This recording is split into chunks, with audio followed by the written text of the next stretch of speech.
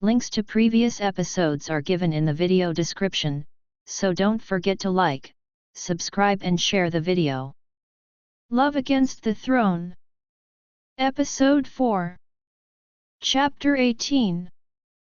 Gemma's POV waking up in his arms was like being in heaven. I snuggled against him as I opened my eyes. His scent overwhelmed my senses as I tried to get out of bed, only to have him hold me tighter. I patted his arm. "Cass," I whispered. "Let go." A low growl rumbled out of him. "No," he kissed the back of my head. "I am never letting you go." "But I have to pee," I blurted out. He sighed and loosened the hold, and I scurried out of bed and into the bathroom. After using the toilet, I took a long shower. As I was putting moisturizer on my face after my shower, I remembered I needed to take my birth control. I searched through my stuff in the bathroom and didn't see my pills. I hurried out of the bathroom wearing only a towel and into the closet. I rummaged through my bags and drawers. Cassius walked into the closet and watched me for a moment. "What are you looking for?" "My birth control pills." I sighed loudly with my hands on my hips. I threw them out. My eyes narrowed as I glared at him. "Why would you do that?" He shrugged. Because I fully intend to get you pregnant." He said it so casually.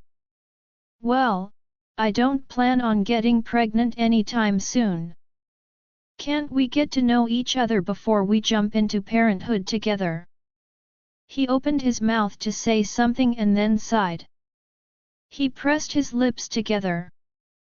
"Gemma," he said my name and then ran his hand through his hair. "You are my mate.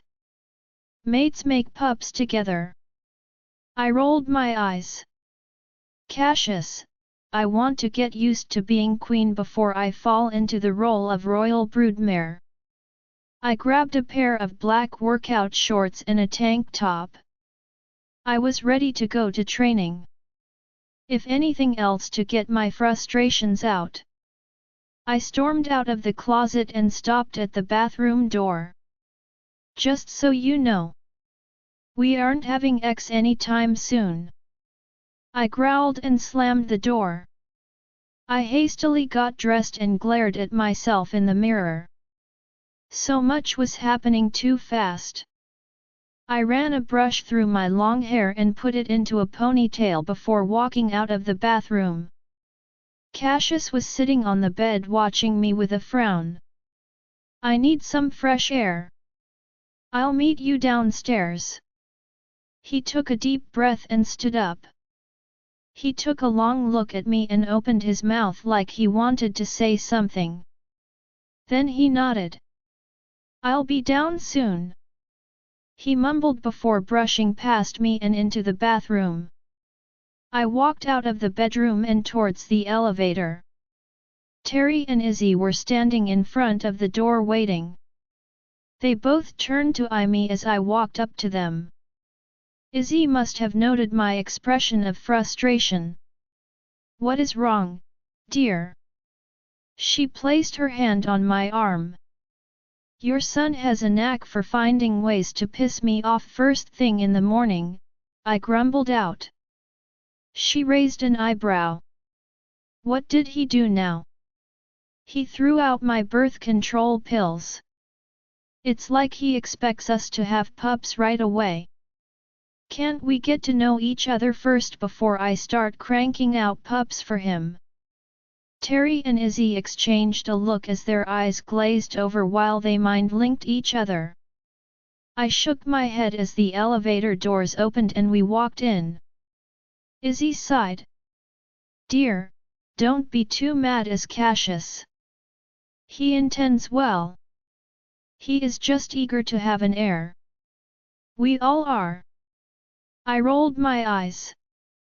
"I know you are. But come on, Izzy. We barely know each other. I want pups with Cassius, just not right away. She pressed her lips together and looked at Terry. I could sense they were keeping something from me. I ignored the feeling and rushed out of the elevator as soon as the doors opened. I walked well ahead of Izzy and Terry and into the dining room. I sat in my seat and waited for breakfast. Maria was sitting a few seats down. She gave me a slight smile. "Are you ready to start training this morning?" she asked in her dry tone. I nodded. "I can't tell you how much of an honor it is to train with you, Maria. The honor is mine as well to train the Han's granddaughter." She placed her hands on the table. "But don't think I'll go easy on you either." "Well, I hope you don't, Maria." I could only smile as I heard her son giggling from the doorway. I turned to see Angela holding Nikolai's hand. They both brightened up as they saw me. Nikolai released Angela's hand, and he ran over to me. "Good morning, Queen Gemma." He beamed at me and held up his little hand that contained a few crumpled daisies. "I picked these for you." I smiled down at the adorable pup as I gently took the daisies from him. "These are beautiful, Nikolai." "Thank you." I leaned down and kissed the top of his head. He giggled and ran over to Maria and climbed onto her lap. "He just had to pick flowers for you." Angela laughed. "Well, that was very sweet of him," I said as everyone suddenly stood up. Cassius's scent entered my nostrils as I stood with everyone else.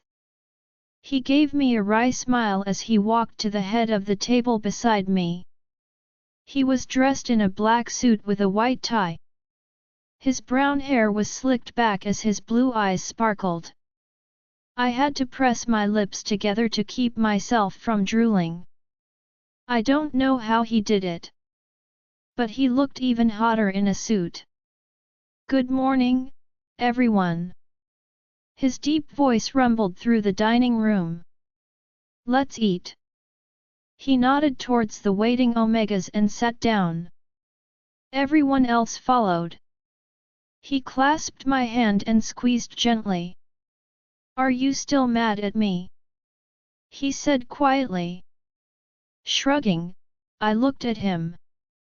"We'll see." He spied the flowers sitting on the table. "Where did those come from?" "Nikolai picked them for me." He looked over at the pup sitting on Maria's knee. "Nikolai, are you picking flowers for my mate?" The little boy nodded his head. "Yes, she is pretty." A deep laugh rumbled out of Cassius's chest. "That she is. Very pretty." He winked when I looked at him. Breakfast was set before us. This morning it was meat and veggie omelets with home fries and toast. My mouth watered as I dug in. It was delicious. I sipped some orange juice as an Omega tried pouring me some coffee. "Oh no, thank you. I don't drink coffee." "Why don't you drink coffee?" Ainsley asked from beside me. I shook my head. I hadn't noticed when she showed up. I felt bad. "Oh, there is a good reason," I smirked at my sister-in-law. "What reason is that?" she said while sipping her coffee. I shrugged. "Because it's vile." I made a face. "I can't even stand smelling it." Her eyes widened. "You don't even like iced coffee or mochaccino?" I shook my head. "Nope. The sweet stuff is even worse." I hated it whenever my mom and sister dragged me into a coffee shop. "You are weird, Gemma," Ainsley mumbled. I ate some more of the delicious omelette and shrugged off her comment. I had no problem with being weird. Gemma, how did you like the clothes I had sent to your room? Izzy asked. I glanced at her. I had sort of noticed some new clothes on my side of the closet. But they weren't my style. I sighed. I hated to offend Izzy, but I needed to be honest with her. Truthfully, Izzy, they aren't my style. She pursed her lips. Cassius told me you needed clothes because most of the ones you brought with you were not appropriate for a queen. My anger suddenly surfaced when I remembered all of the band shirts he had thrown away. Yet, he threw out all of my good band shirts. I lodged a sideways glare at him. He just stared at his plate of food. Some of those were my dad's old shirts. Oh, man. I remember some of the shows he got those from. Terry glanced at his son. Why would you do that, Cass? Some of those shirts were one of the kinds. Cassius sighed. Dad, those aren't appropriate clothes for a queen. Terry rolled his eyes. She doesn't need to dress fancy all of the time. But geez, son. I laughed. I didn't know you went to concerts with my dad. Of course. One of us had to drive home. Phil would get faced Terence. Izzy barked at him. Language. The former king rolled his eyes at her. I don't need my mate to discipline me like a pup, Isabel. She snorted. Well, when my mate is acting like a teenager, it's needed. She looked at me. Okay, Gemma. If you like, we can go shopping and buy you clothes that are more your style but appropriate for the Queen of Werewolves. Mother, Gemma is starting training with Maria this morning, Cassius spoke up. Isabel looked at Maria. Well, training won't be an all-day affair, will it, Maria? The Delta shrugged. Since it's the first day, I'll just be evaluating her so I can figure out her skill level and so I can find appropriate sparring partners. That shouldn't take more than a few hours. See, we'll go shopping after you are done with training. Isabel declared. Cassius sighed. Fine, Mother.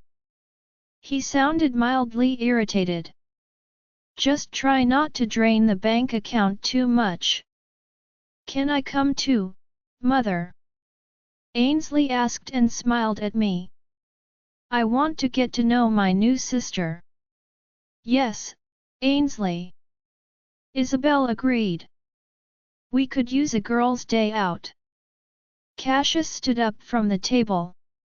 Well, you ladies have fun. I have work to get started on.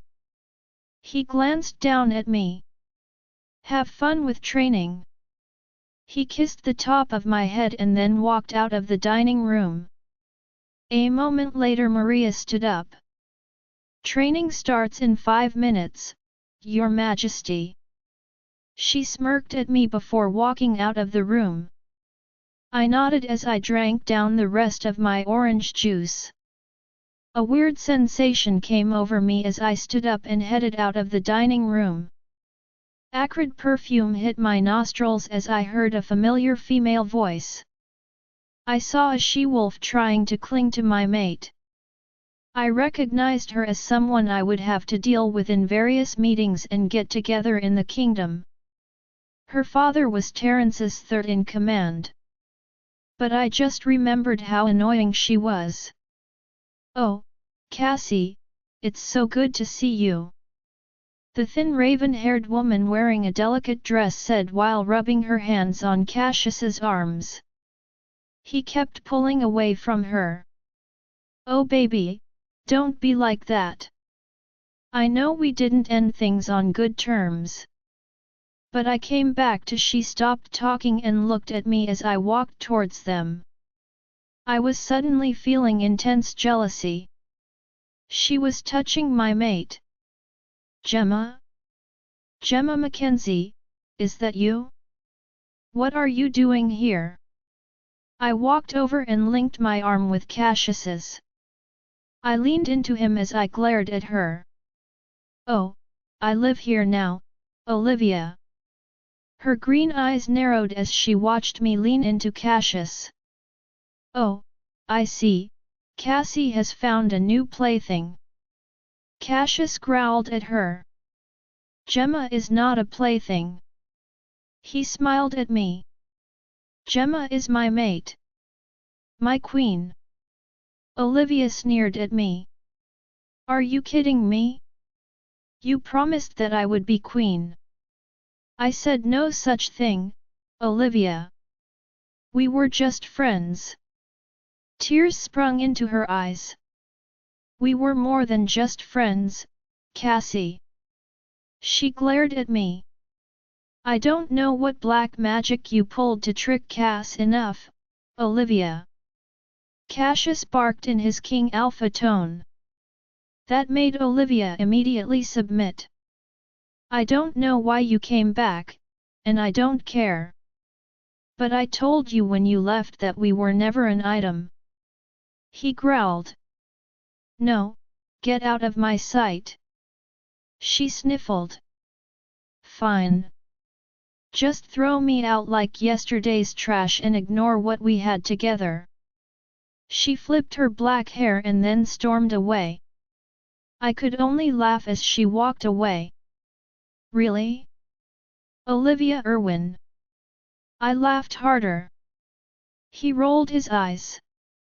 She is my father's former Delta's daughter. We knew each other for a long time. I guess she was just convenient. Whatever.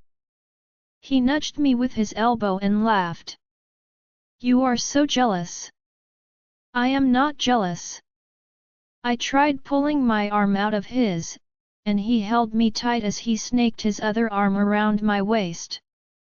He leaned down to me with his lips hovering right above me. I see right through you, Gemma Mackenzie. Your little body is seething with jealousy. No, I was cut off as he planted a long hard kiss on my lips. Then he let me go and pulled away, leaving me breathless and light-headed as he walked away from me. You can't just kiss me and walk away, Cassius. He stopped and smirked at me. Oh, I think I just did, love. I have work to do, and you have to get to training. See you later. He continued walking away. I shouted after him as he just laughed. Taking a deep breath, I walked out of the palace and headed to the training grounds. I was eager to get to training. I was feeling frustrated and needed to get that out. The warriors all bowed as I walked onto the field. Maria was standing with a couple of males and eyed me as I walked towards her. She was dressed in a tight black leotard that accentuated her body. She smirked slightly as I stepped forward. Are you ready, Your Majesty? Maria asked with a raised eyebrow. She looked me over. You know you can call me Gemma, I said to her. She shrugged and ignored my request. What has you so frustrated? I tilted my head. How can you tell? You don't get to be the kingdom's third in command if you can't properly read others. She smirked. Oh, I just saw Olivia Irwin pawing my mate, I grumbled. She laughed. Oh, that twit. She thinks just because Cass used her a couple of times that she was entitled to the crown. She snorted. Trust me. It was just X. I don't care. Honestly, I had sex with lots of other males before I met Cassius. She rolled her eyes. Don't worry about Olivia. She is nothing to Cass. Now, let's get started. She pointed towards the other warriors, who were all warming up. Let's warm up. I nodded as I started stretching, then moved on to push-ups and sit-ups. Then she had me run a few laps around the field. Before long, we were squared up. Okay, show me what you got, Your Majesty. We circled each other a few times before I took the first step. In 3 seconds, I was hit on my back and lying face first on the ground. She is fast. I mumbled to Leonora. We then began to exchange blow after blow. I even managed to land a few blows before she had me flipped on my back. I lay on the ground, looking up at her. Come on. Keep going. Maria reached a hand down to help me up.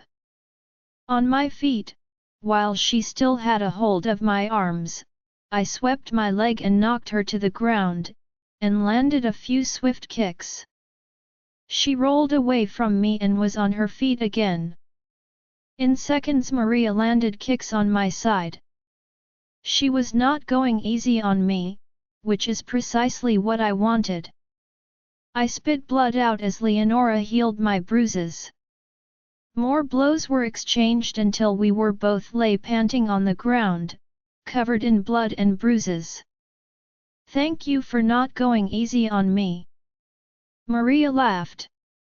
I thought I was going easy on you. I lifted my head and looked at her. That was easy. Shrugging, she rose to her feet and helped me to mine.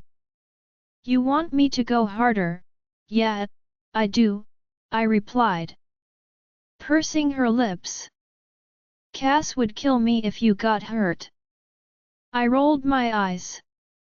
Cass. Yeah, no. That's your job. She lunged at me with a renewed ferocity. I growled as we intensified the sparring. More blood splattered to the ground as I heard bones breaking. Our wolves quickly healed our wounds. After we both landed on the ground, she looked at me and slowly got to her feet. Let's take a break. She hobbled over to a bench beside a table with water and Gatorade. She picked up a bottle of water and took a long swig. I followed suit, and we sat in silence for a few moments as warriors walked by to praise me. I just nodded at them. So, what's the verdict, Delta? I asked her. You were taught well. But I can see the areas you can improve upon. She explained. So, Cass tells me that you idolize my grandmother. She set the bottle down on the table. Most of us do. We watch videos of her fighting and sparring. I have read everything written about her. There are videos? I asked curiously. Sure, I lend Ois some. A smile spread onto my face. I had never seen videos of my grandmother. My father only kept a few pictures of her and his father in the house. I have never seen a video of her. Your father doesn't keep videos of his mother. I shook my head. I think it's still a sore subject for him. Even now, he seems to get teary-eyed whenever he talks about his parents. She frowned. Hey, was all she could say. Anyways, let's get back to it. We stood up and walked towards a couple of sparring males. Daryl, she said to a large male with dark brown skin. He stopped sparring and looked at us. He bowed to me. Your Majesty. Then he flicked his eyes to Maria. Yes, Delta. I need you to spar with our queen for a few minutes. Daryl's eyes widened as he looked at me. I don't think I can do that, Delta. I don't care what you think you can or cannot do. She snapped her fingers.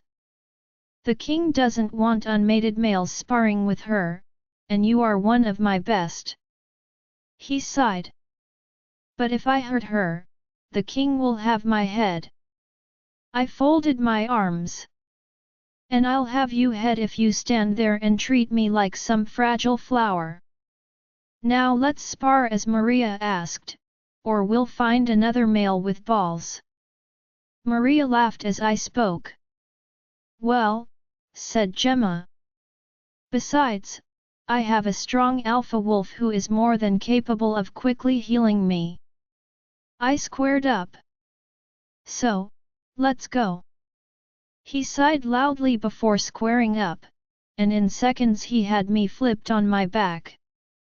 He smirked as I lay on the ground. He reached down to help me up, and I used the opportunity to swipe his legs out from under him. The large male hit the ground with a loud thud. I was on my feet and kicked him in the sides before he managed to stand up again. My arms ached as he punched over and over. I clawed into his arms and used all of my strength, and head-butted him. He stepped backward. Sweat poured out of us as the sparring intensified. My ribs hurt. Bruises formed on my arms and legs. I swung around, and Daryl grabbed me from behind and held me tight against him. You are a terrific fighter, Your Majesty, he remarked as I struggled out of his hold. I see you have been taught well. He sniffed my neck. You smell good. He leaned into me. I narrowed my eyes as he tightened his hold on me. I managed to loosen one of my arms and elbowed him in the gut. He released me as a thunderous roar-like growl rumbled across the field. Daryl immediately fell to his knees and bowed his head along with every other warrior on the field. Even Maria was on her knees. I was the only one not compelled to bow as I turned to watch as the largest black wolf I have even seen walked towards me. His eyes black with anger as he glared at Daryl. Lips pulled back in a snarl. I stepped in front of Daryl. Calm down, Enoch. I reached out and touched his snout. The eyes flickered from black to ocean blue. I just smiled at him as I gently stroked his head and scratched his ears. The wolf backed up a few feet, and within a second, he had shifted back to my muscular and mate. I couldn't help but glance at him, all of him. Even placid, he was huge. He looked at the warriors who were still bowed. You may all rise. He boomed in his King Alpha tone. They rose. He glared at Daryl. Did I see you sniffing my mate, warrior? Daryl trembled as he looked at the ground. And no, Your Majesty. We were just sparring, Cassius. Chill out. I added. He narrowed his eyes at Maria. I thought I said no males. You said no unmated males. She argued with him. Daryl is mated, or so I thought. I am mated, Delta. Cassius growled at him. Then why did it appear you were doing more than sparring with my mate? Answer me. He bellowed as his powerful aura compelled the warrior to speak. I got caught up in the moment. The queen is very beautiful. I couldn't resist her even though I have a mate. Cassius took a threatening step towards him. She is mine. He snarled at the trembling warrior.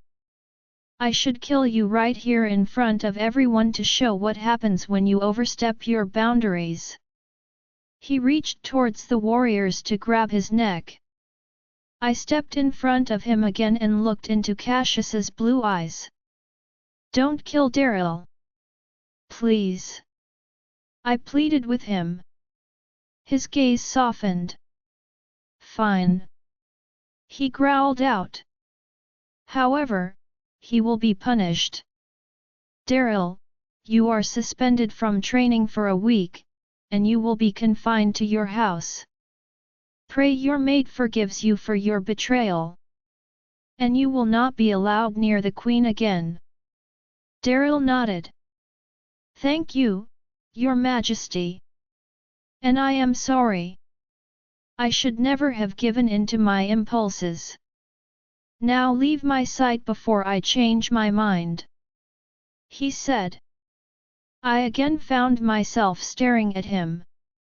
He noticed my downcast eyes and smirked.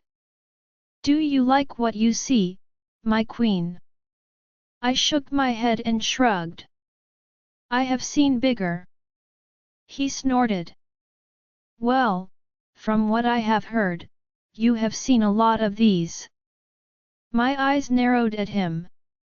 Just put on some shorts. The only ones here are you and a bunch of males. And well, Maria. He smirked at his friend. Someone tossed a pair of shorts at him, and he caught them while keeping his eyes on me. Cass, I am sorry about Daryl. I thought he had better control of himself than that. Maria interjected as Cassius put the shorts on. He sighed. Well, I hope you have others in mind to train with Gemma.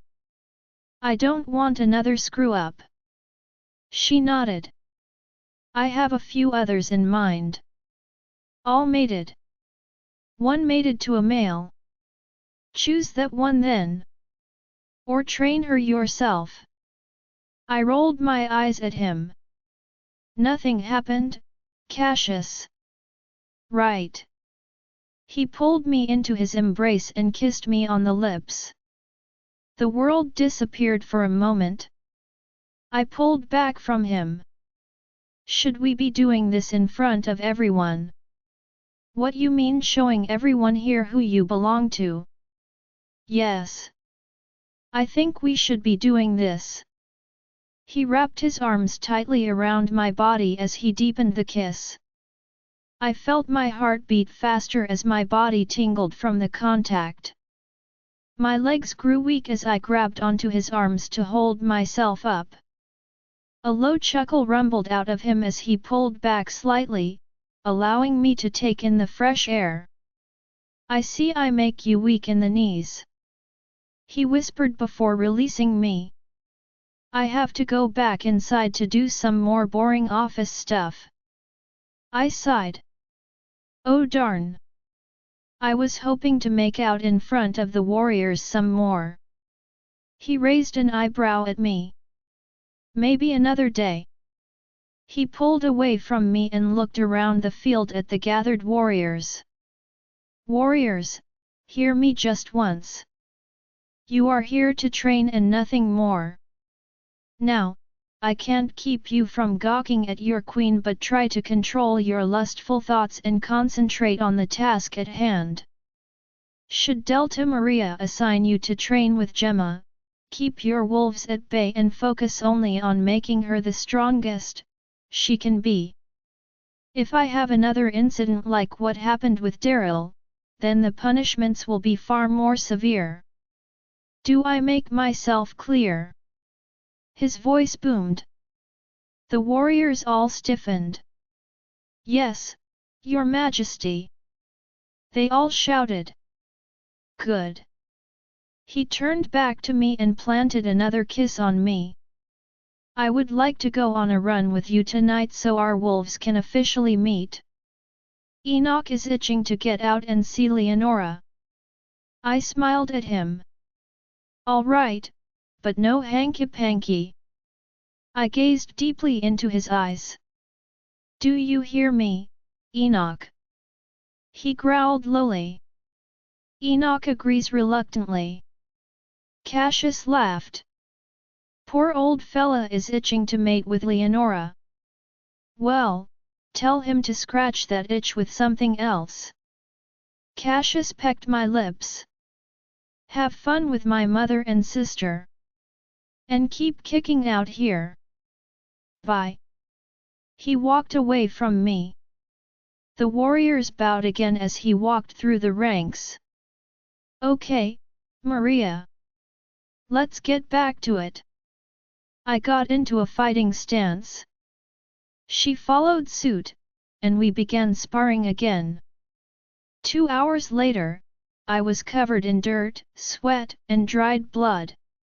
I was sore but healing quickly from my injuries. I was ready to go shopping, but I had to shower and change my clothes first. The hot water felt good on my sore body.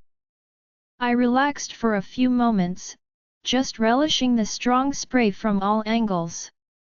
When I was done with the shower, I dried off and walked out of the bathroom as someone was knocking on the door.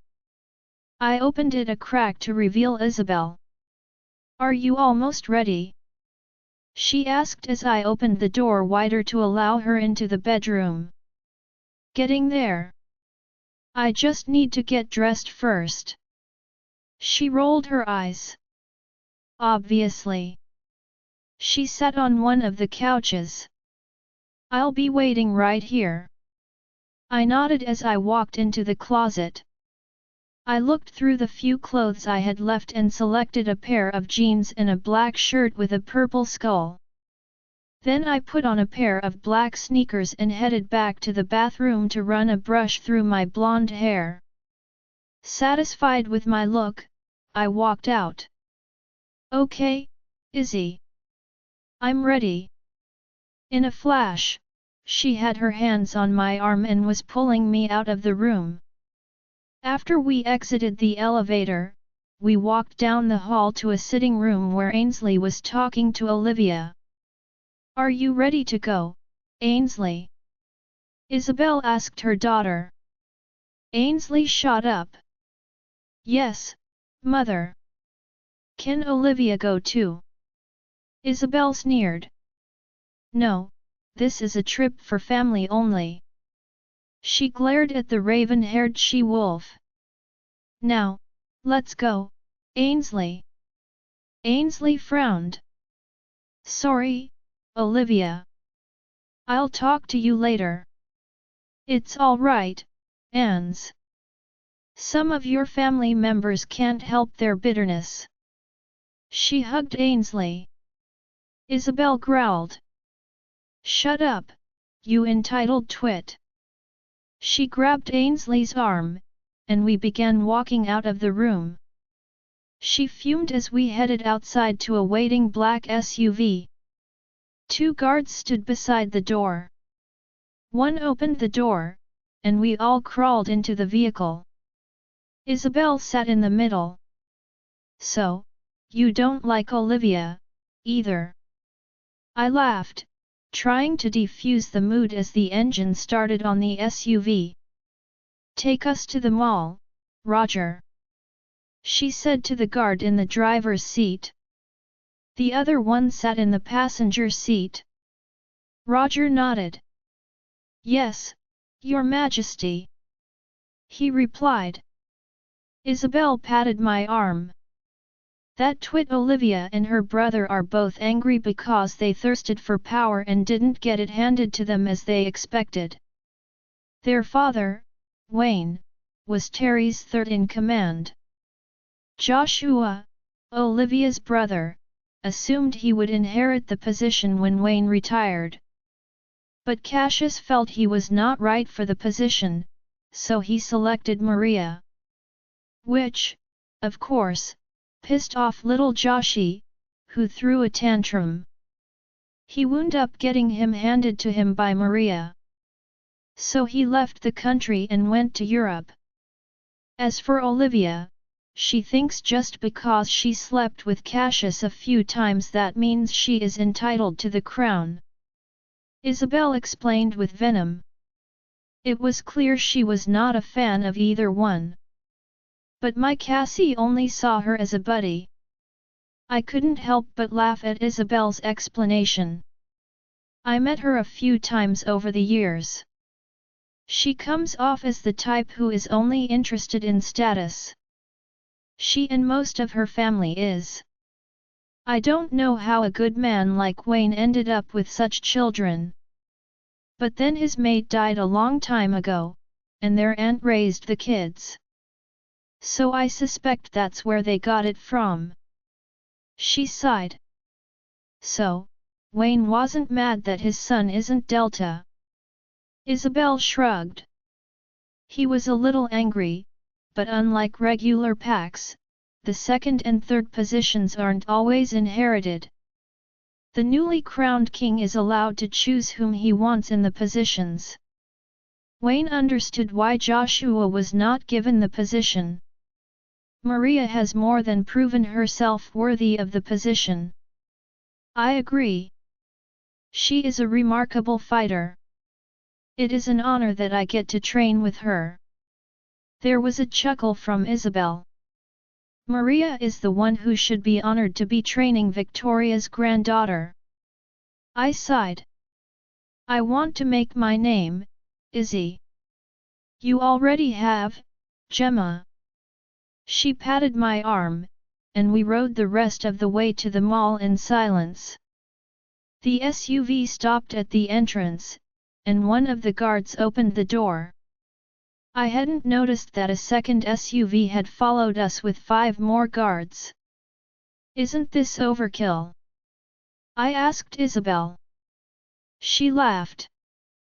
Probably, my son is just overprotective of us. Don't let them bother you. I'm just not used to being followed by guards all of the time. Well, get used to it. It's for our safety. Even within the kingdom, some would want to harm us, especially you. I sighed as I followed her into the mall, flanked by our legion of bodyguards. We stopped just inside. So, where to first? Isabel asked me. I just shrugged. I had no idea where we should start. Well, okay, let's just go there. She pointed at a random store. We walked towards it. I noticed that we were the only ones in the mall. The sales clerks stood in front of their stores, but there were no other customers. Did they clear out the mall just for us? I felt a little guilty. Ainsley nodded. Of course. We entered a store, and I looked around. It had mostly dresses and the types of things I was not into wearing. Why is everything pink? I groaned. What's wrong with pink? Ainsley asked. It sucks, I mumbled. I started looking around as a female clerk walked over. Her scent told me she was human. Is there anything that I can help you find, Your Majesty? She asked. Shrugging, I pulled out a silky purple blouse. Find me stuff that isn't pink. She laughed. But you would look good in pink. I don't care. I grabbed a few more blouses and eyed skirts before avoiding them and picking dress pants. Oh, and no dresses. Gemma, you have to have a few dresses, Isabel said from the other side of the store. But why? Can't I just wear pantsuits? I hate dresses. She sighed loudly. There is nothing wrong with dresses. There is everything wrong with dresses, I argued with her. Now, I understand what Melinda was talking about. She mumbled as she continued shopping. The clerk returned with a few things in her hands. They didn't look too bad, so I took them into the dressing room and tried them on. I liked most of what she had handed me. My eyes nearly bulged out of my head as she rang up everything we had chosen. There were no credit cards exchanged as the clerk bagged our items. Ainsley and Isabel had chosen quite a few things also. We went through almost every store in the mall, spending thousands of dollars. After a few hours, I was exhausted. We stopped in the food court and ate some burgers and tacos for dinner before leaving the mall. I was now regretting promising to run with Cassius. I just wanted to soak in the tub and then go to sleep. He was sitting in our room watching TV as I walked in, flanked by the guards who were hauling my bags in. He just laughed.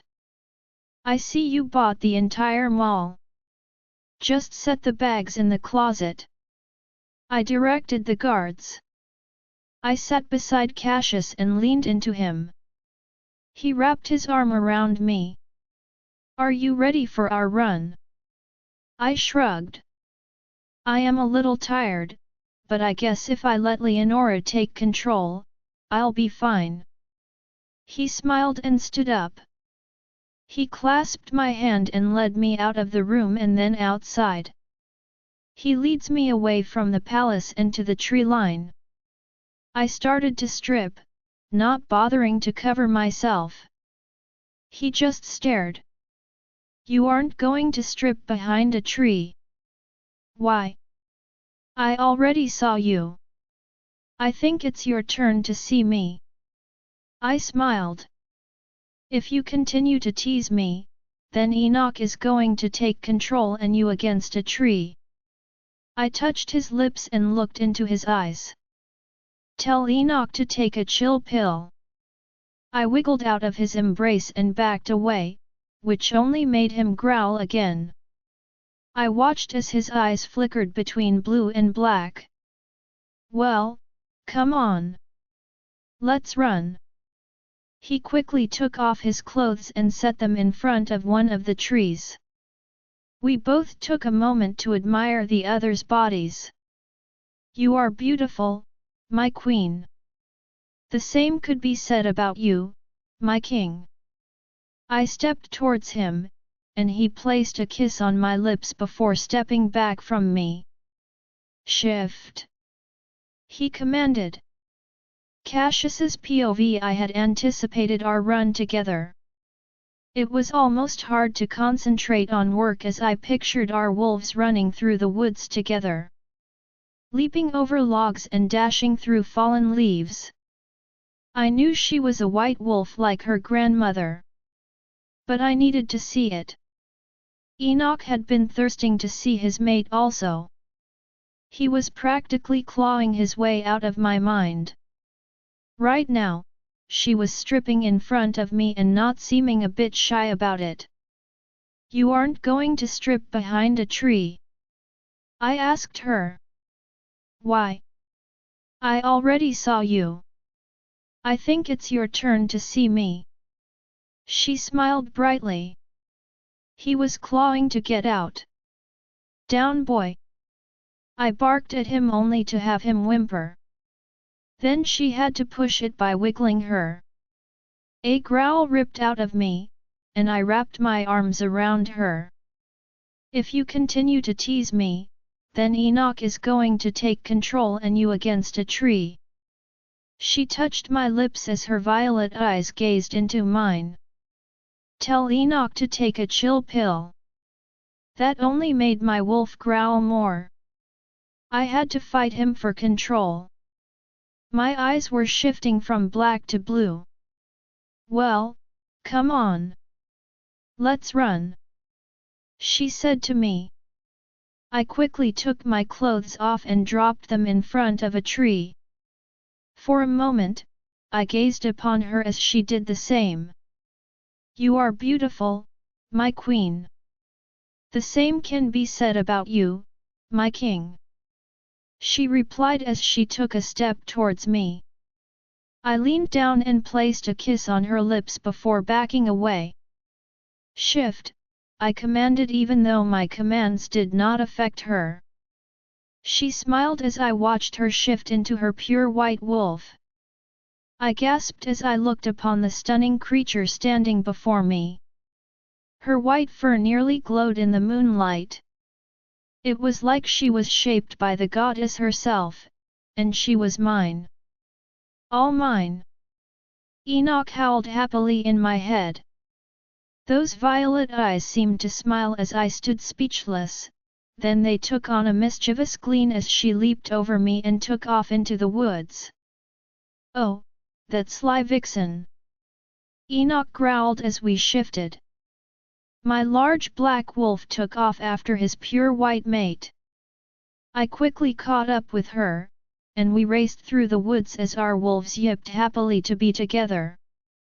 We stopped by a stream, and Enoch sniffed Leonora and nudged her with his snout. She leaned into him. Her scent was the most intoxicating thing. We lapped up water from the stream before she took off running again. I howled happily as the trees raced by. We lost track of time and place as if we were the only ones in existence. Finally, we stopped in a clearing, and she lay down on the cool grass. I looked around and took note that we were in the extreme north of the kingdom territory. Enoch lies down beside her, and we just panted as we enjoyed the contact. For a few minutes, everything was right with the world until I smelled the foul stench of rogues. I was immediately on my feet with my ears pressed flat against my skull. I saw their glowing red eyes emerge from the trees. There was at least a dozen of them. Gemma, go back to the palace. I ordered her. She glared at me with a growl, disobeying my order. The rogues kept approaching, and I didn't want her to get hurt. A dirty brown wolf lunged for her, and with a growl, she quickly took him down and ripped out his throat, prompting the other rogues to attack. I tackled two at a time and dispatched them. Warriors, I need reinforcements at the northern border, I roared through the royal mind link. I heard Gemma yelp as a rogue leaped onto her back and tore a chunk of flesh.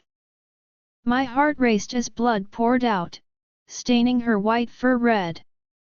She was undeterred and continued to fight off the rogues. I didn't see the one stalking me while I was distracted. She leaped over me and landed on the back of a rogue that had been poised to jump on me.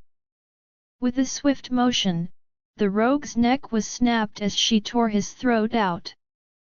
She glared at me with those defiant violet eyes. I heard twigs snapping as 6 of my warriors joined in the fight, and we finished off the rest of the rogues. One was left alive while the other lay dead. I shifted back into human form and glanced at my mate. She was covered in blood, but most of it was not hers. I wanted to be proud of how she had fought, but I was also angry that she had put herself in danger. I turned to my warriors, who had shifted back into human form. Clean up this, I ordered them. They bowed their heads as I turned to the white wolf. How could you disobey me, Gemma? You could have been seriously hurt. She snarled viciously and then took off running into the trees. Gemma! I shouted after her. I turned back to my warriors, who had begun to clean up the filthy rogue carcasses. They had dragged off the survivor. So I shifted back into my wolf and took off after my mate. Gemma! Stop! I yelled through the mind link. Even though we weren't mated yet, I could still mind link her being the king. I was met with a growl. I quickly made it back to the spot we had left our clothes. I saw her already shifted back into human form and was quickly putting her clothes on. She looked at me as I approached her. I shifted back into human form. Gemma, I said to her as she took off running. I growled as I picked up my clothes and threw them on before running after her. As I ran into the palace, I was stopped by Maria and Deke. They looked me up and down. I had a few already healing scratches. You guys were attacked? Deke asked with concern. Yeah. But we took care of it. I replied to him. They dragged one in for questioning, I said to Maria. She nodded. I'll get right on it. She then took off towards the dungeon. Is Gemma all right? Deke asked me. I wanted to smile as I remembered how easily she fought off the rogues. My mate was truly remarkable. But I was angry that she had disobeyed me. She's fine, I mumbled. I patted his shoulder. I have to go. Help Maria with the interrogation. He nodded as I walked away from him. I opted to run up the stairs to my floor rather than use the elevator. There was too much adrenaline pumping through me to wait for it. I slammed open the door to my bedroom. I heard the shower running, but the bathroom door was open. I just sat on one of my couches to wait for her. 10 minutes later and the water switched off. She walked out of the bathroom completely nude and headed into the closet while completely ignoring me. Gemma, I growled out. Silence. A few minutes later, she emerged from the closet wearing a short silky nightie. She was purposely teasing me. She glared at me with her hands on her hips. What? She snarled. I stood up and stepped towards her. What you did back there was save your royal ass. She had cut me off. I don't know why you bother allowing me to train with the warriors if you don't want me to use what I learned to fight off rogues. I guess you want me to sit at home and arrange flowers or some like that while you do all of the fighting. I waggled my finger in her face. That's not it, Gemma. When I tell you to run back to the palace, you better do it. You could have been seriously hurt. She rolled her eyes. For sakes, Cassius. I have been training to fight off rogues since I was 10. And as you saw, I was more than capable of fighting. She folded her arms as she paced in front of me. Gemma, I know you can fight, it's just what? It's just what? She yelled at me. What, are you pissed that I killed more rogues than you? Is that it? It's a threat to your royal ego if his mate kills more of the enemy than him. A growl ripped out of my chest. That is not it, Gemma. Then what is your problem? I just can't stand seeing you get hurt. She rolled her eyes. Are you kidding me? Her defiance was making me angrier and angrier. The next time I order you to run back to the palace, you do it. Am I clear? I stopped her pacing and placed a finger under her chin. She pulled back from me. I am not going to just run back to the palace while the man I love gets ripped to shreds by rogues. She shouted while pacing in front of me. All at once, my anger disappeared as I smiled at her as she continued to pace. She had said the magic word. She stopped pacing and glared at me. Why are you looking at me like that? Then her eyes widened as she realized what she had said. Her hands flew over her mouth. Did I just? I nodded at her. Yes, you did. But she turned away from me and ran her hand through her hair. You can't take it back. I chuckled as I wrapped my arms around her and rested my chin on her shoulder. Unless you didn't mean it. She leaned into me. I meant it. She whispered as I placed a kiss on her bare shoulder. I love you too, Gemma Sky, I whispered in her ear as I trailed kisses from her shoulder and up her neck before meeting her lips. She twisted herself in my arms till we were facing each other.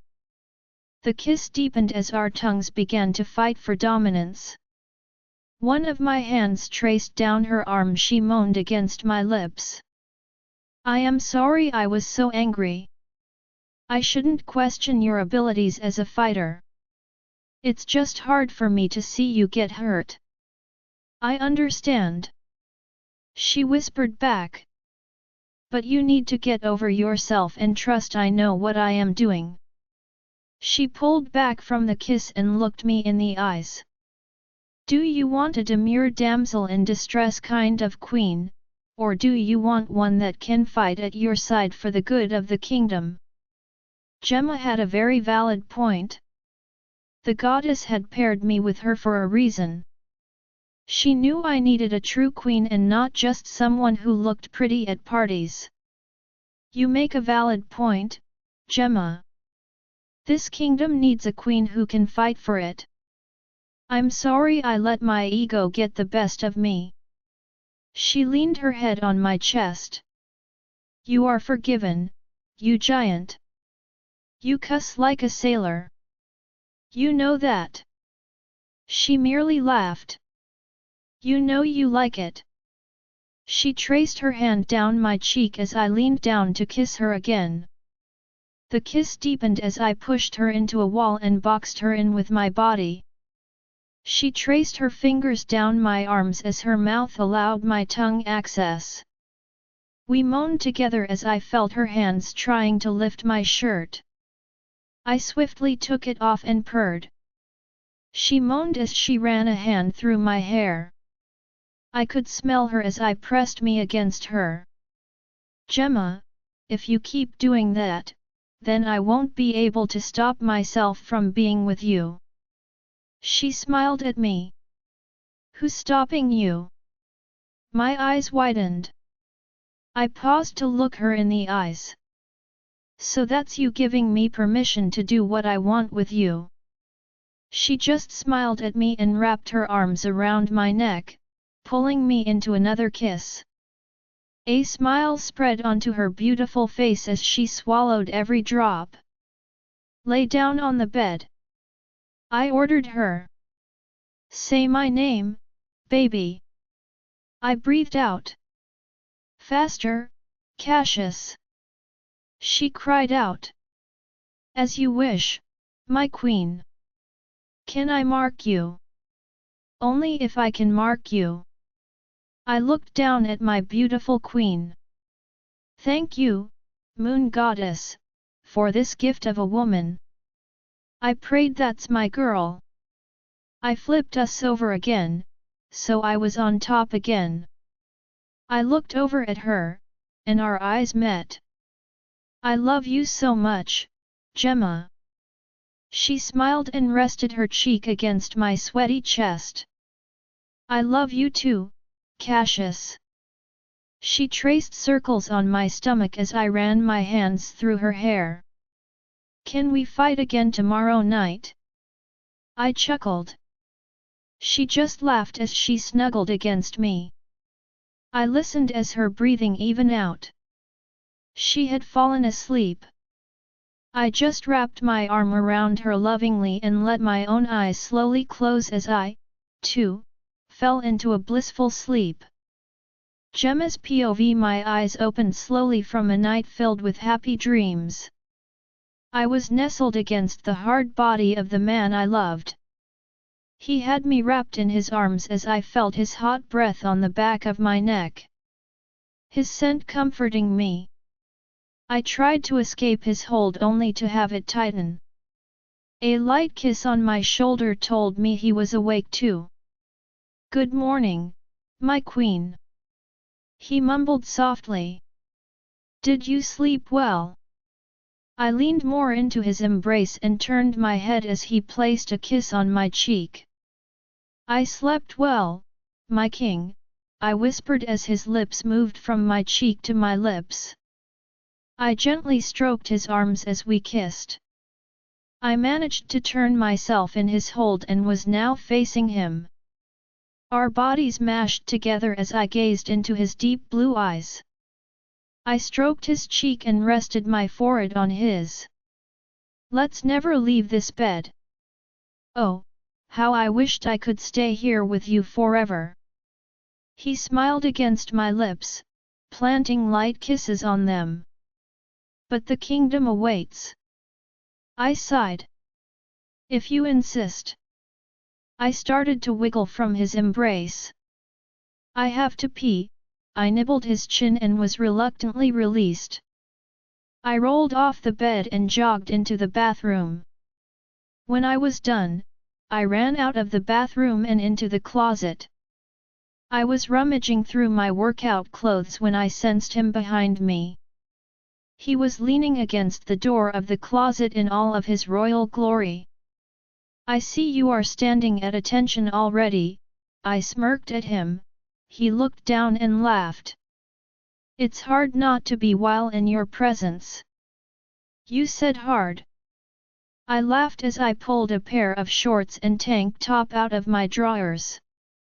You aren't going to training today? He said, standing directly behind me, his erection poking into my back. Why? He stroked my arms while placing a kiss on my shoulder. Maria hasn't found a suitable sparring partner for you yet, and she is needed elsewhere today, so she can't train with you. I sighed. I'm marked now, though. I know that. He ran a finger over my mark, making my body tingle and my knees weak. My mark suits that pretty little neck of yours. He kissed the sensitive spot, making me moan. Besides, you need to learn the boring offy stuff that goes with running a kingdom. My shoulders dropped. But you can miss a day of training, from what I saw last night. I was so proud watching you dispatch those rogues so easily. I turned myself around and wrapped my arms around his neck. Well, Leonora is a beast, which caused her to growl. I meant that in a good way.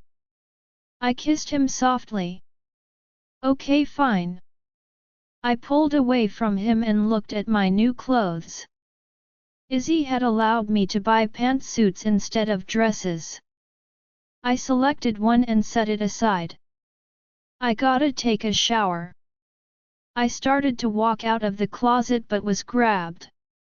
I turned to see his blue eyes sparkling. Can I join you? He smiled seductively at me. Taking a deep breath, I shook my head. Cass, I think we should hold off on more until I can get some more birth control pills. A growl ripped out of his as he released my arm. You aren't going back on birth control, Gemma. I told you before I fully intend to get you pregnant. My eyes narrowed at him. Here we go with another morning fight. It seems to be our pattern. You don't get to tell me what I can and can't do with my body, Cassius. I told you before that I am not ready to have pups with you. I want to wait a few years. Okay. He opened his mouth like he was trying to say something. His eyes flickered black to blue. I folded my arms as I waited for him to say what was clearly on the edge of his tongue. Look, I do want pups with you. Just not yet. All right. He turned away from me, and I took that as a cue to take a shower. The hot water felt good, cascading my slightly sore body. I would be lying if I said I wasn't sore from last night's lovemaking. My mind imagined us together. The pleasure I felt was like nothing I had ever felt before.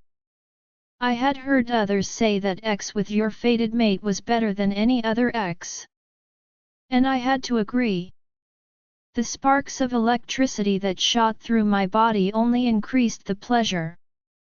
I moaned slightly as my head rested against the marble tile in the shower. My eyes closed as I increased my movements. Sensing I wasn't alone, I opened my eyes to see him standing outside the doors and watching me. "Cass," I said. "No, see," I was interrupted with a kiss on my lips. "I couldn't stand watching you get pleasure down there without me." I was feeling the need to have him in me again. I didn't care if I was on birth control or not. "I want you in me." He chuckled against my lips, his blue eyes piercing into mine. "Are you sure?" I had to resign myself to possibly getting pregnant this soon. Gently he pulled out of me and gently placed me back on the floor. My legs were a little weak, and I stumbled only to have an arm snake around my stomach. We then proceeded to wash each other. After the shower, we dried off and were in the closet getting dressed. I put on a dark blue pantsuit. I admired myself in the mirror while he stood behind me wearing a black three-piece suit. He was looking cute as usual. He kissed my neck. "I can't wait to see that with my heir." My eyes rolled as I pulled away from him. "I wish we could wait," I mumbled. He sighed and clasped my hand, and pulled me out of the closet. He walked us over to the couches, and we sat down. "What?" "I have to tell you something serious, but I don't want you to get mad." He was looking me dead on. My head tilted. "Tell me." "I promise I won't get mad." He took a deep breath. "In about 6 months, I will be 25 years old." I nodded as he paused. He traced a circle on the palm of my hand. "If I do not have an heir by my 25th birthday, my family will lose the crown." My mouth fell open. "Are you serious?" A growl rumbled out of him. "I wish you wouldn't cuss like that." "But yes, I am serious. If you aren't at least pregnant by my birthday, we will lose the crown." "What?" "I mean, what will happen if you lose it?" He sighed. "It will pass to my cousin Felix, and the world as we know it will fall into darkness." He explained. "Felix wants to enslave humans, which puts not just the supernatural world but the entire world in jeopardy. I didn't want to tell you, but you want to wait. And we don't have the time for us to wait." My eyes closed as I took a deep breath. "So no pressure." I chuckled dryly. My skin tingled as he traced the back of his hand down my cheek. I opened my eyes to see his sincere blue ones watching me. I didn't want him to lose the crown. How come I have never heard of this before? It's not common knowledge for people outside of the royal family. I hate that we have to rush into having a baby. I wish we could wait too, but I understand, Cass." I smiled brightly at him. "I love you. I just wish we could get to know each other more before jumping into parenthood." He nodded. "We have forever for that, Gemma." I stood up. "I have to finish getting dressed." I didn't give him a chance to respond before I walked into the bathroom. I looked at myself in the mirror as I ran a brush through my long blonde hair and then pulled it into a tight bun. I put on some light makeup and exited the bathroom. Cassius was waiting by the door for me. He smiled as he looked at me. "You look beautiful, my queen." He held out a hand as I clasped it. I just smiled. "And you, my king, are perfect in that suit." I knew he hated the cussing, but he flashed me a smile as he opened the door. Like, seriously, I'm not even into suits, but every time I see you in one, it makes my knees go weak." He laughed as we walked out of our bedroom hand in hand. I walked tall beside my king. "Well, don't you two look elegant this morning?" Terry said as we approached the elevator. He was standing beside Izzy wearing a pair of slacks with a red polo shirt. Izzy smiled at us. She is wearing a long blue skirt with a low-cut silky multicolored shirt. "It's nice to see you both smiling for once in the morning." Her eyes widened as she spied the marks on our necks. "Hallelujah, you marked each other." She pulled us into a hug then released us when the elevator door opened. We all walked onto the elevator. "So, what are you doing today?" "Cass wants me to learn the boring office stuff." Izzy laughed. "I don't miss that part of the job." She looked at Terry. "Right, sure. Right is. So, glad we are retired now." They laughed together. "Will she be in the office all day, Cassie?" Izzy asked her son. He shrugged. "I'd like her to learn as much as she can." "Why?"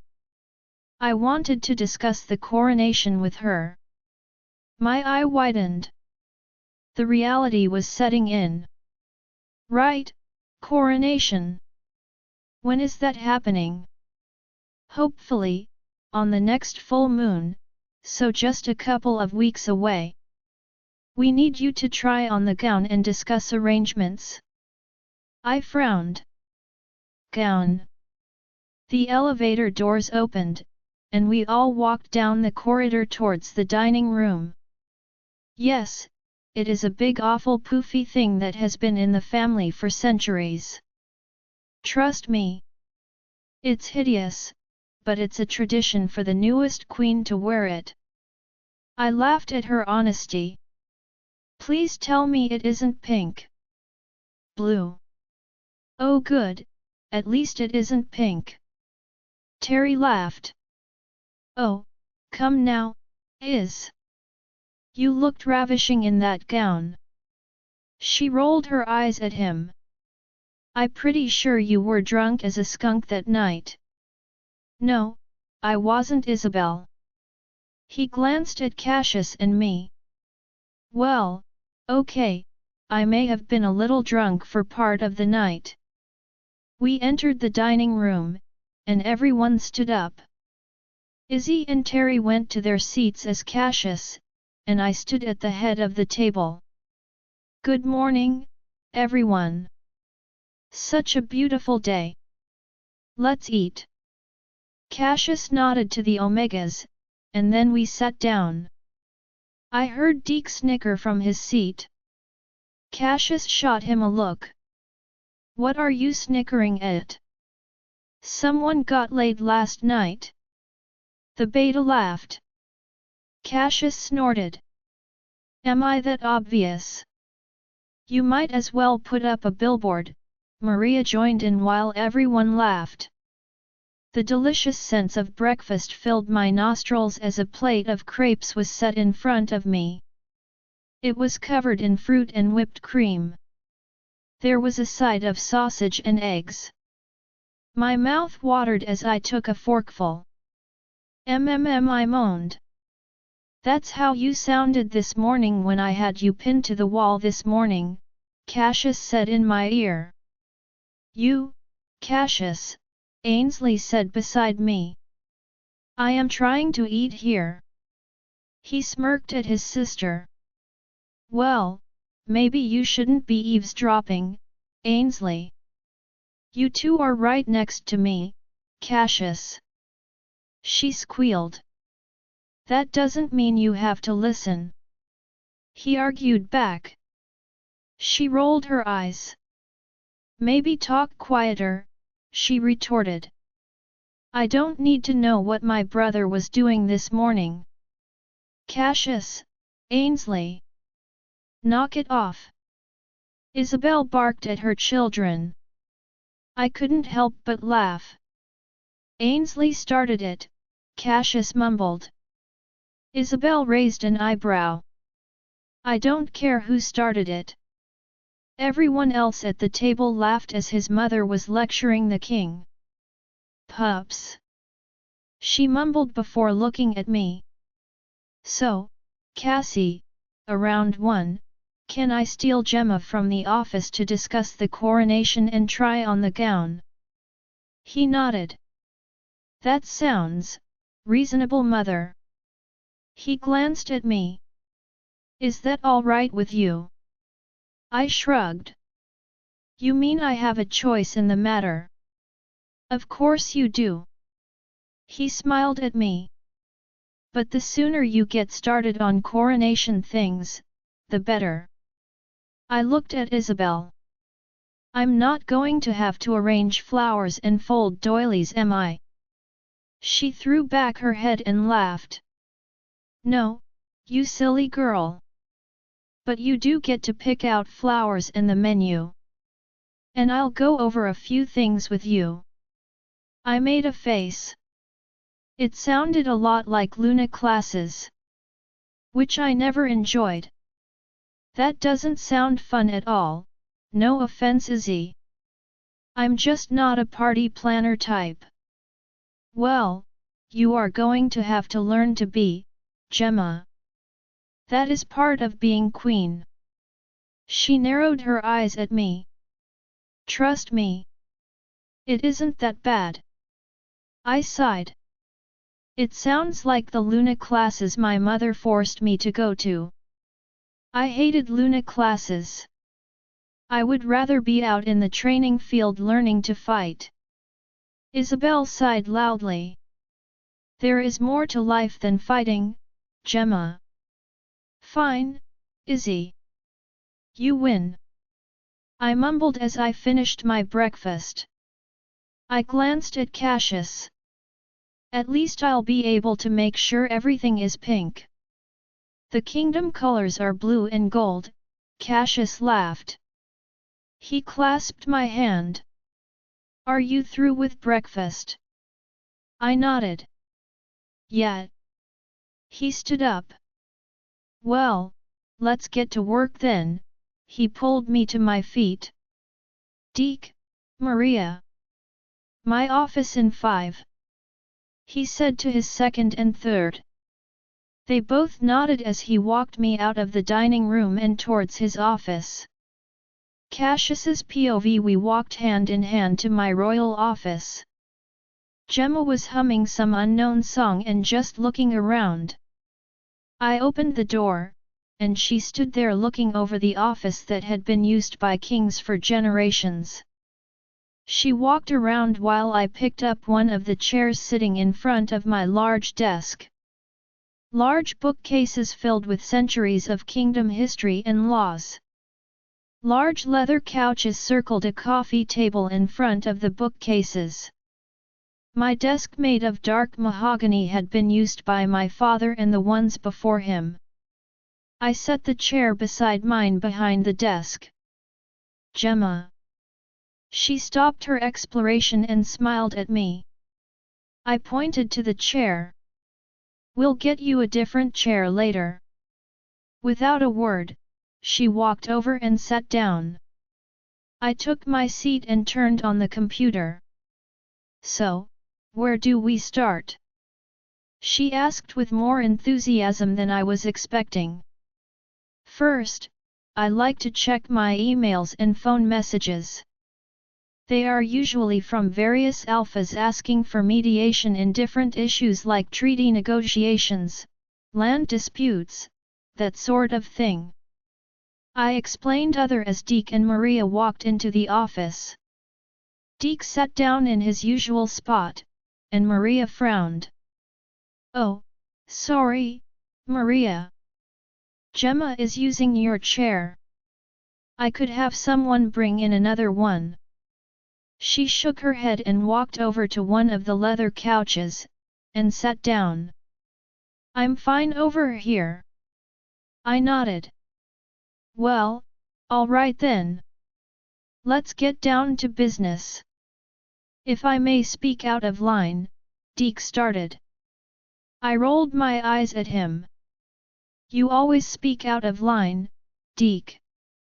He laughed. Right. Anyway, I want to welcome Gemma to the fold. This is sort of boring, but it's made less boring by your presence. Gemma snorted. Thanks. She looked at me and shrugged. I sucked in a breath and looked over at my delta. Did you get anything out of the filthy rogue that dared attack my queen and me last night? Not really. He just mumbled incoherently about a white wolf. She directed a glance at Gemma. I had him injected with wolfsbane. I'll try him a little later. Nodding my head, I looked at Deke. I need you to look into how that many rogues got through the border undetected. I'd like answers to that also. He replied. Also, Myron reported that a couple of the dead rogues appeared to be hybrids. Myron is one of my top security guys, I explained to Gemma. He worked for my father for many years, and I kept him on. Dude is a dinosaur. Deke blurted out. That dinosaur could kick you, Deke. Maria snorted. Hybrids of what exactly? Oh, you know. Good OLE vampire hybrids. I replied to her. She shifted on the couch. That's unusual, they would just be hanging out with run-of-the-mill rogues like that. The live one didn't appear to be a hybrid. Well, keep on him and see if you can get anything out of him. Do you kill them after interrogation? Gemma asked. Maria shrugged. Not always.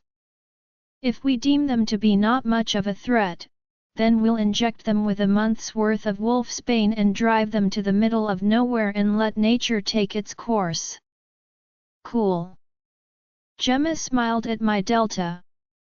When do I get help in interrogations? Maria directed her gaze at me. I cleared my throat. You have to learn the boring office stuff first. Gemma folded her arms. Fine. Cass, I have a few warriors lined up I think would work well with Gemma. All mated. You thought Daryl would work too, and he is mated. She sighed. Tyrone is mated to a male. Shiloh is older and mated with pups. So, I don't think either one will be a problem. Good, have them come to my office so I can speak with them, then I'll decide. Gemma's training will resume the day after tomorrow. My queen snorted. Cassius, I don't like going that long without training. You can go 2 days, Gemma, I argued. I have only trained 1 day since I have been here. A sigh escaped my lips. Gemma, you will be fine. I promise. If you want, we'll do some sparring tomorrow. She lifted an eyebrow. Yeah, I smirked. You and me. She looked me up and down. What's wrong? Afraid of sparring with me? She shook her head. I'm afraid I might hurt you. A loud, raucous laugh spilled out of my chest. Oh, darling! You won't hurt me. A snort escaped her adorable nose. Someone is upset. I think you discovered just how upset I am last night. I leaned in to kiss her lips. Whelp! I'm out of here. Maria shot up from the couch. I have a prisoner to interrogate. She stopped at the door. I'll send Tyrone and Shiloh to speak with you later. I nodded. Thank you, Maria, I said as she walked out of the office. Deke stood up. I'll go see about the security breach. He smirked at me before following Maria out of the office. This is fun, Gemma uttered with sarcasm. I just laughed. Oh, it gets better.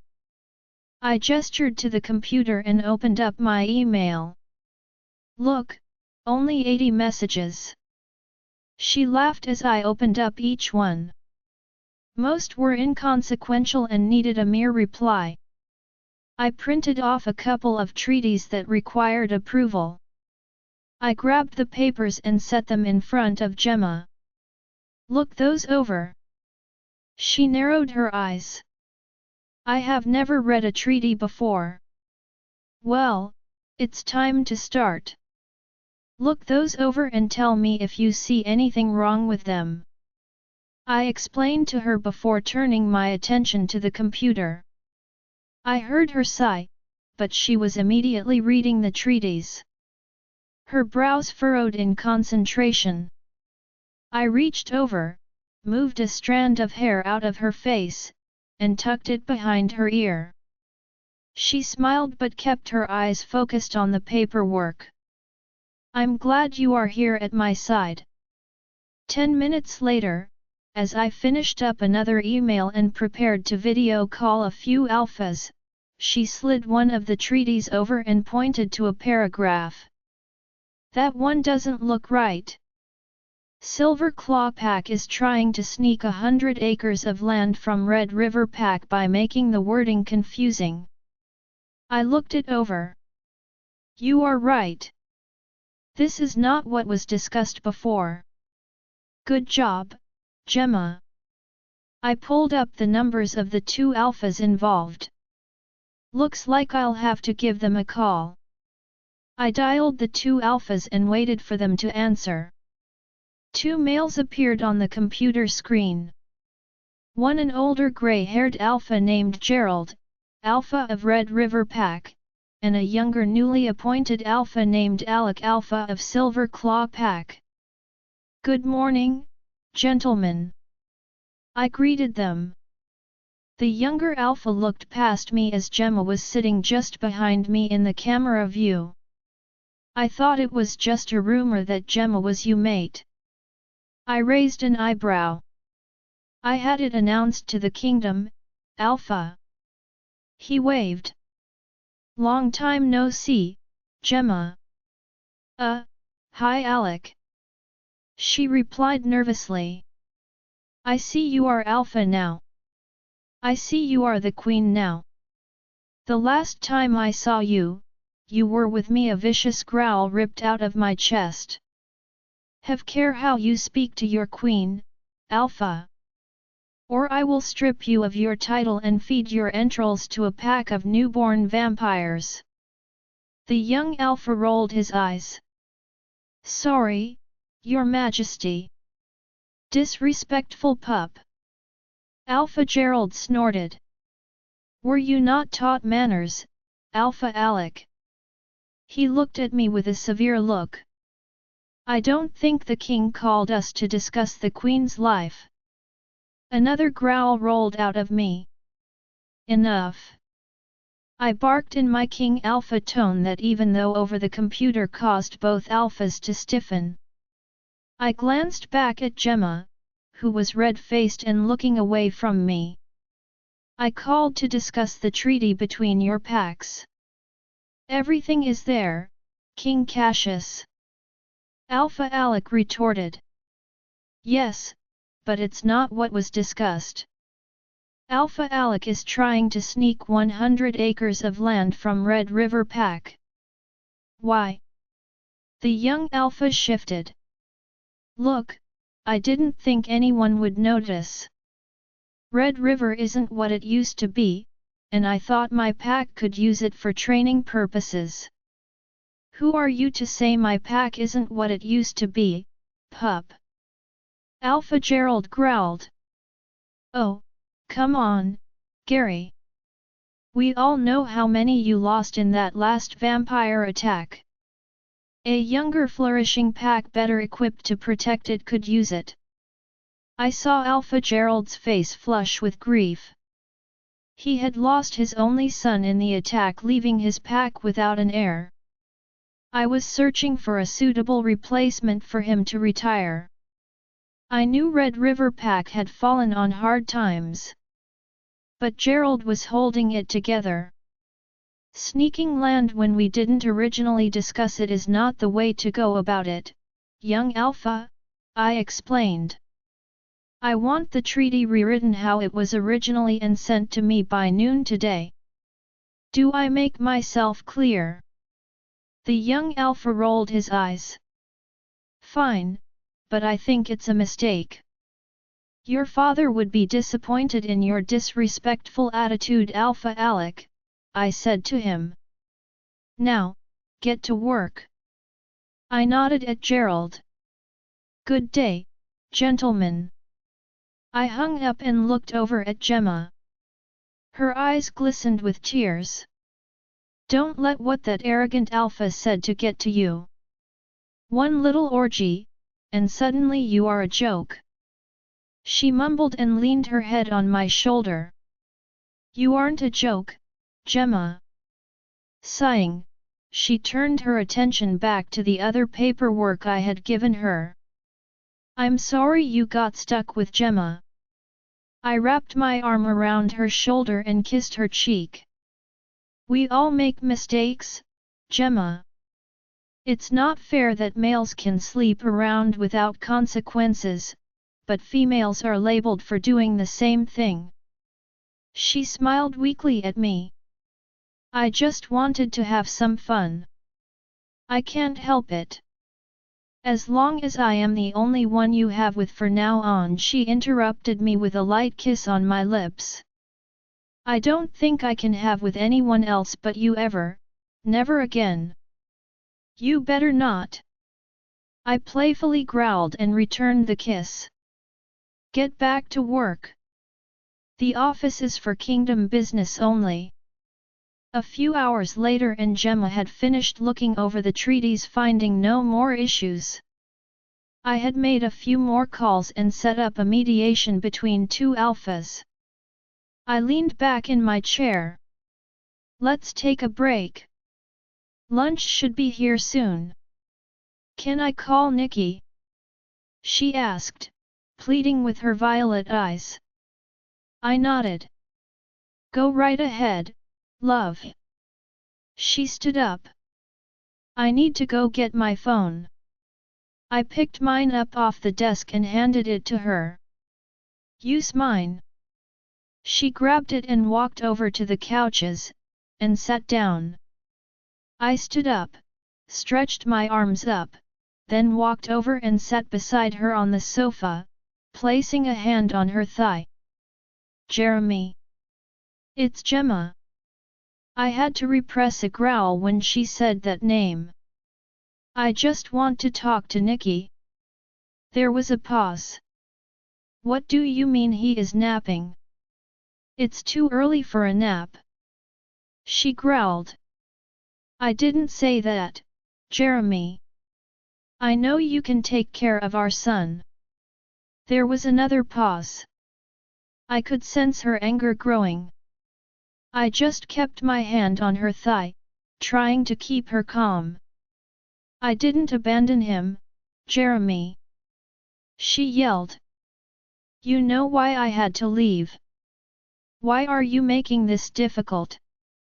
I saw tears stream down her cheeks. I just want to talk to my son. She trembled, and I wrapped my arm around her shoulder and brought her closer to me. A defeated sigh blew out of her mouth. Fine. I'll call back in a couple of hours.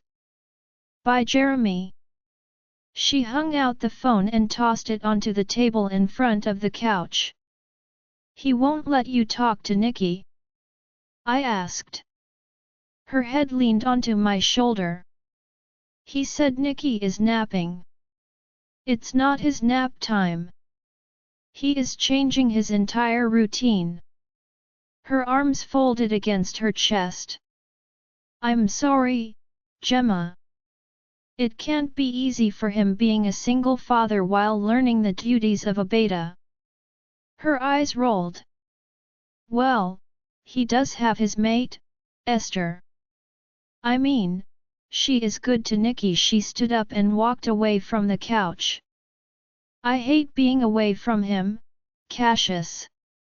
She faced me with tear-streaked eyes.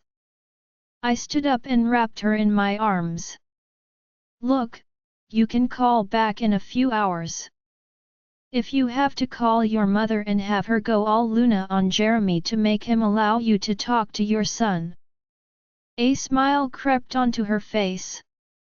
You are right, Cass.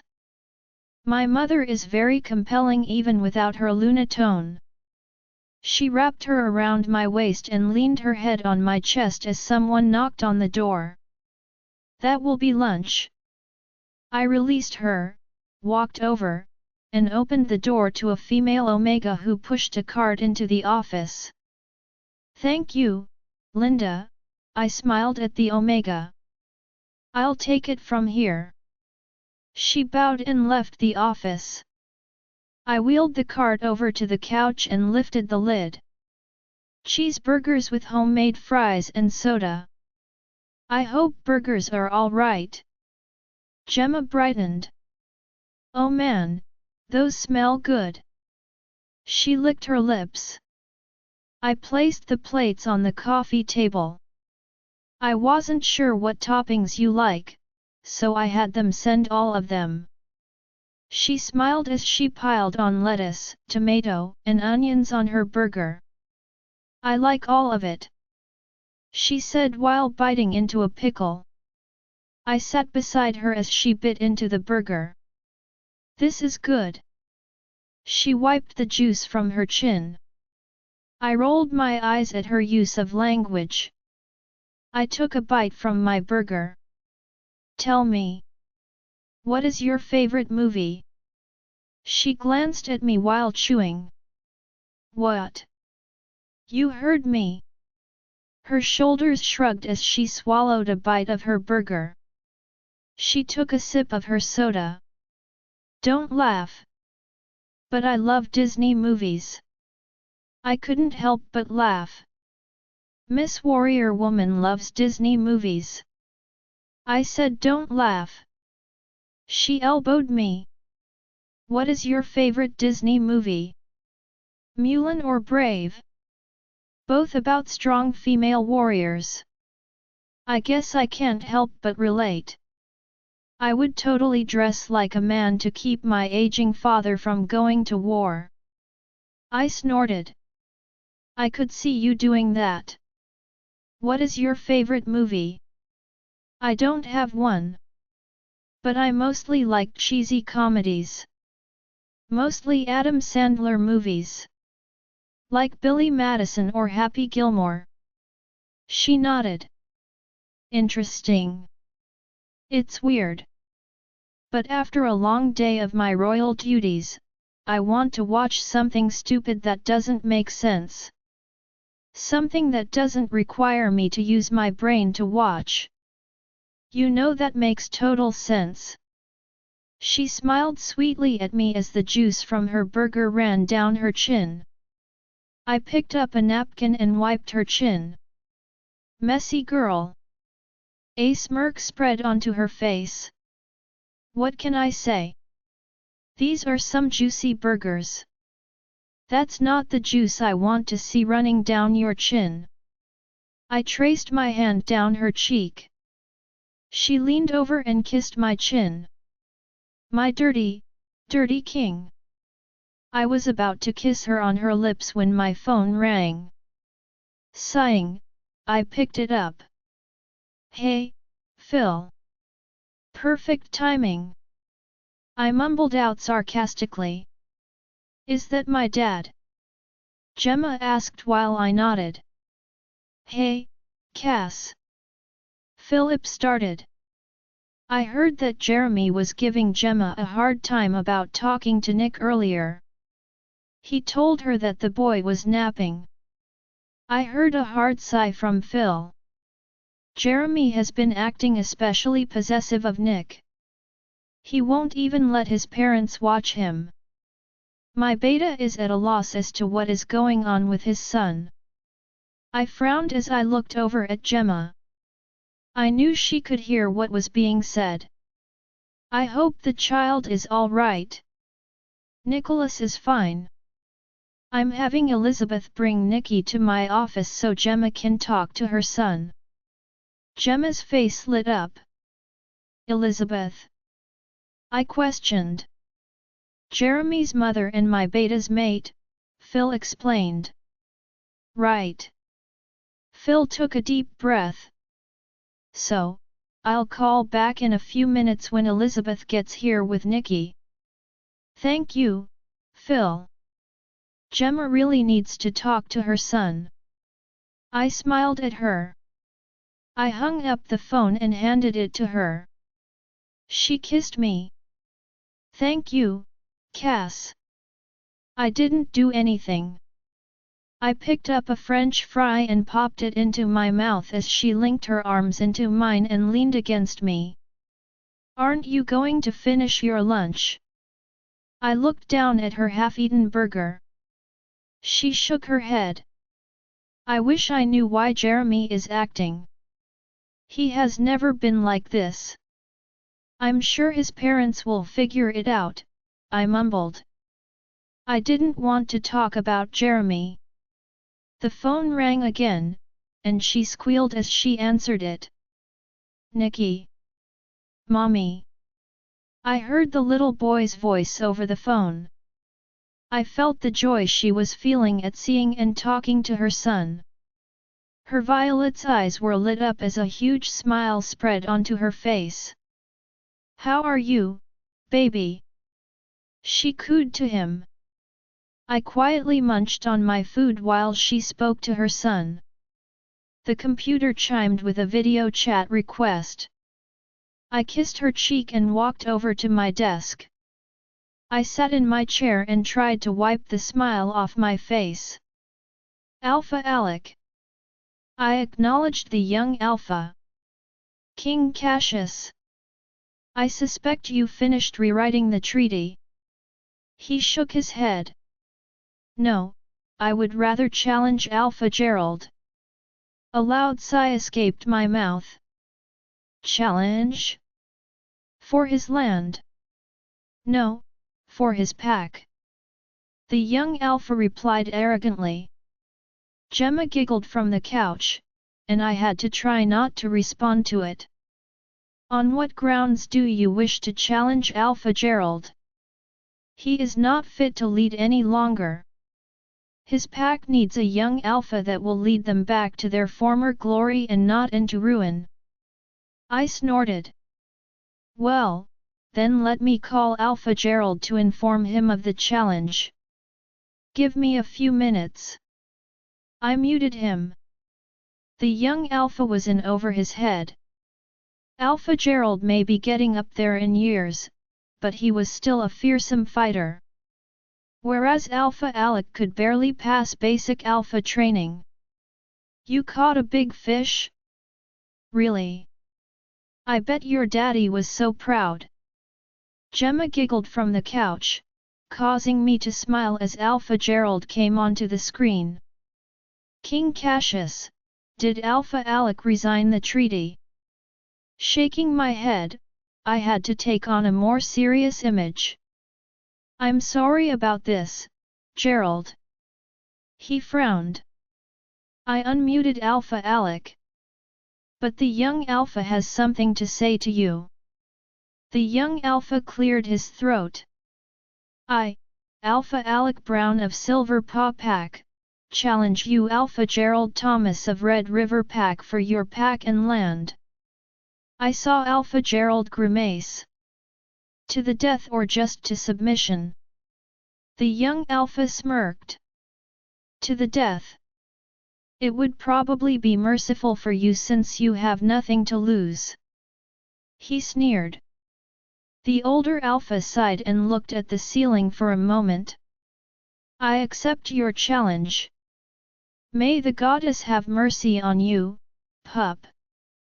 Fine, now both of you be here tomorrow at 10 am sharp. I looked Alec dead on. You better be prepared, young alpha. Good day, gentlemen. I ended the call and looked up to see Gemma was watching me. Are you done talking to Nikki already? She nodded and stood up from the couch, and walked over to me. She sat on my lap. It was his lunchtime.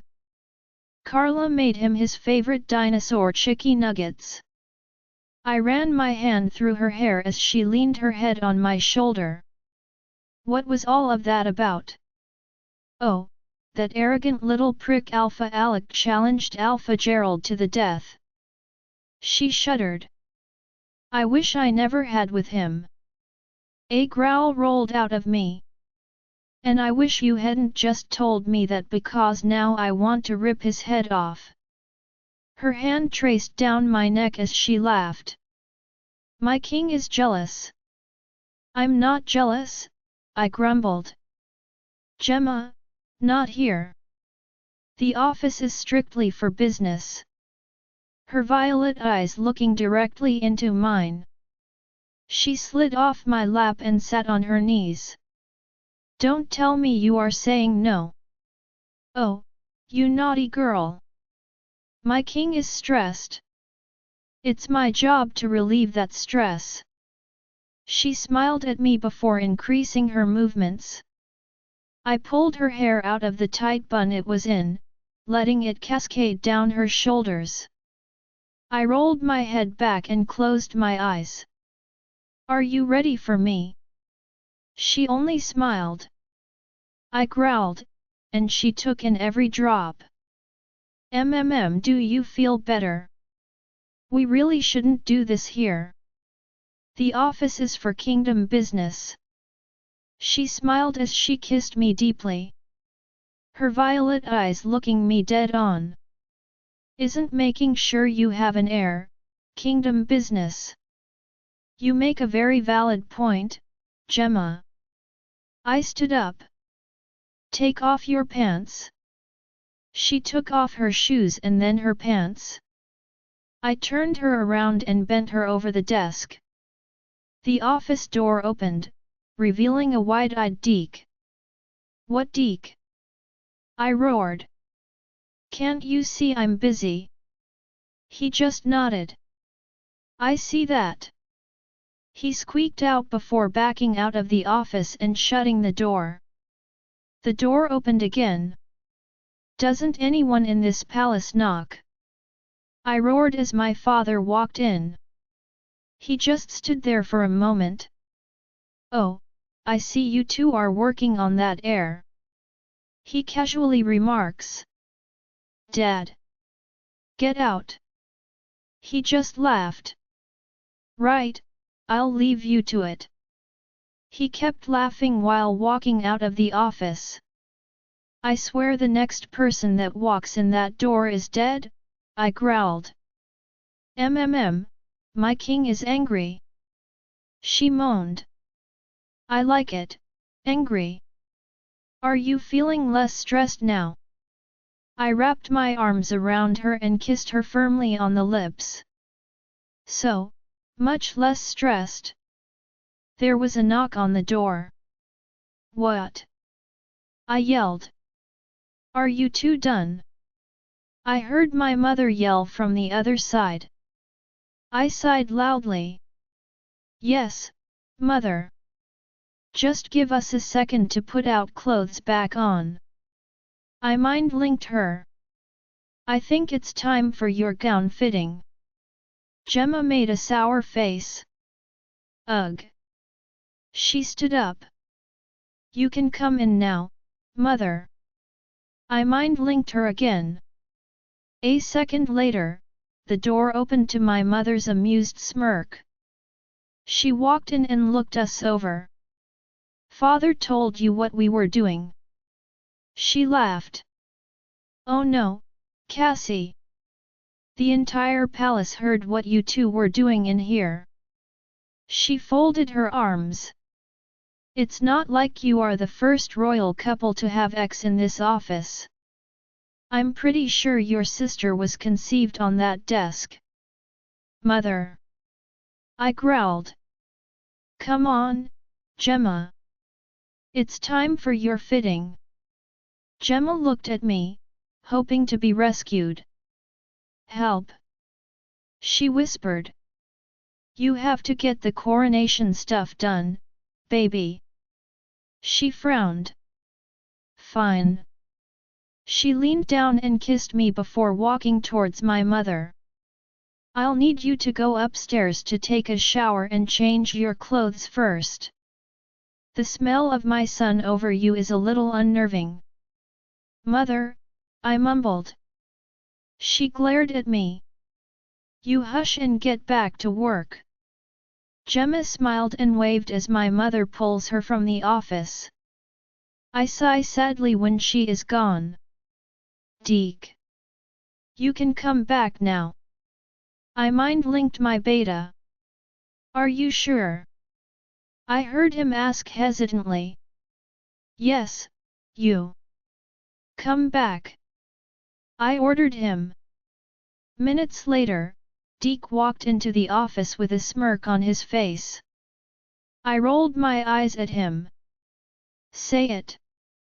He just shook his head and sat in his chair. I don't think there is anything to say, Cass. Fine, then let's get down to business. Join our Facebook and WhatsApp group for more updates, link is given in description. Rest audiobook will be continued in next episode.